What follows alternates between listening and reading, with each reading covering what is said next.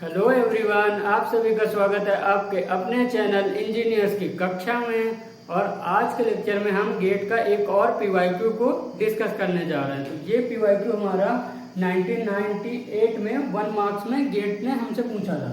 ठीक है, तो इसमें हम सबसे पहले क्या क्वेश्चन को पढ़ते हैं। क्वेश्चन में हमको दिया गया है और पूछा क्या है। तो इसमें हमको कंसीडर द फॉलोइंग इक्वेशन, एक हमको इक्वेशन दी गई है और उसमें हमको पूछा है उसने कि ये इक्वेशन से हमको ये बताना है कि ये इक्वेशन हमारी यूनिक सोल्यूशन है, इनफाइनाइट सोल्यूशन है, कि नो सोल्यूशन है, कि फाइनाइट सोल्यूशन है। तो अब जिसको इन प्रॉपर्टीज को टेस्ट करना नहीं आता है तो वो मेरी इंजीनियरिंग मैथमेटिक्स के फर्स्ट का जो मैंने पूरा इसको इस टॉपिक को पूरा डिस्क्राइब किया है बेसिक से हार्ड लेवल तक।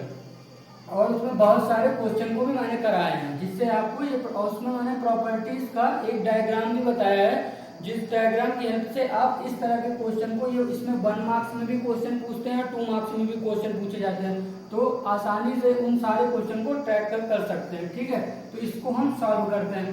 तो सबसे पहले इसमें हम क्या करते हैं, सबसे पहले हम एक मैट्रिक्स को ड्रॉ कर लेते हैं क्वेश्चन की हेल्प से। तो इसमें हमको मैट्रिक्स जो हमारी बन रही है उसको पहले बना लेते हैं। तो x की वैल्यू हमारी क्या है 1, y की वैल्यू क्या है 2 और z की वैल्यू हमारी दी नहीं है तो 0।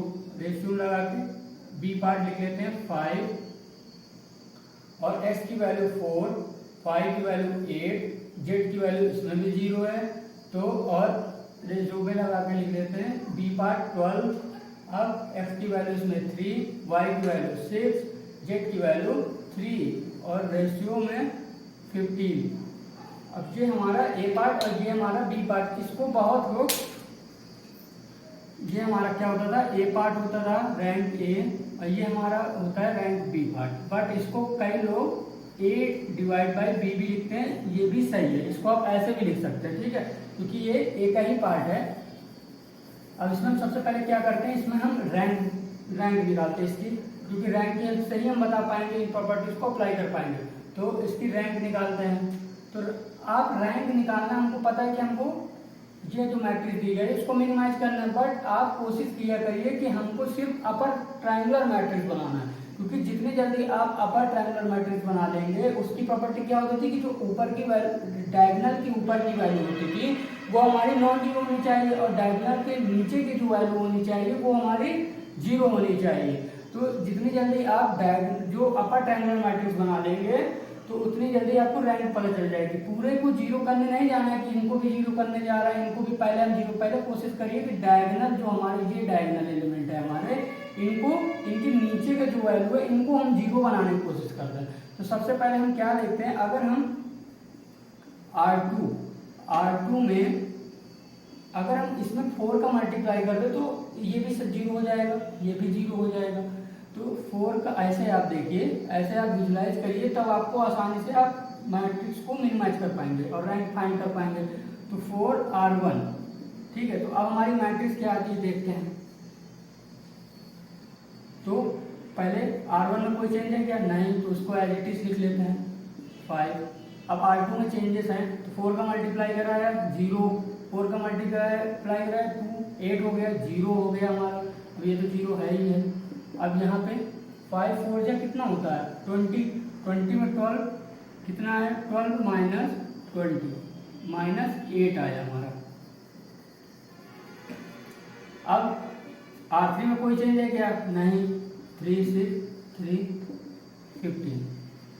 अब अभी हमारा जो लोअर पार्ट है वो 0 हुआ क्या, नहीं, अभी नहीं 0 हुआ। तो एक इसमें हम प्रॉपर्टी और लगाते हैं, इसमें हम लगाएंगे R3 में आपकी चेंजेस करते हैं, R3 माइनस, अब अगर 3 का मल्टीप्लाई R1 में करें तो क्या आएगा 3R1 में मल्टीप्लाई कर दिया हमने 3 का।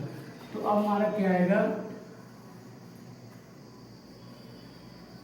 अब हमारा आएगा, पहले R1 में कोई चेंज है क्या, नहीं है, तो 1 2 0, ये रेशियो 5। अब R2 में हमारा कोई चेंज है क्या, ये तो 0 ही हो गया है पूरा, 0 0 माइनस 8, ठीक है। अब R3 में चेंजेस करने हैं, तो 3 का मल्टीप्लाई करा है, ये पार्ट हुआ 0, 3 2 जा 6, ये पार्ट हुआ 0।